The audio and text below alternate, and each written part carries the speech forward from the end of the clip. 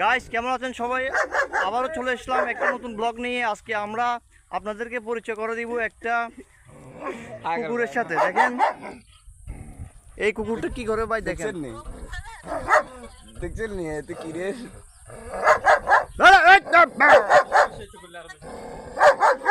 দেখেন এই কুকুরটা হচ্ছে জান্নাত এগ্রো ফার্ম। এটি ফেনী সদর উপজেলা ধর্মপুর ইউনিয়নে বিমানবন্দরে অবস্থিত। এখানে অনেক পেয়ারা বাগান রয়েছে, এখানে এদিকে এবং এইদিকেও পেয়ারা বাগান, এবং ওইখানে দেখতে পাচ্ছেন আপনারা এখন একটা কুত্তা ইয়ে কি করে দেখবেনি। কুত্তা ইয়ে সামনে যাইলে আমার কাছে ভয় লাগে।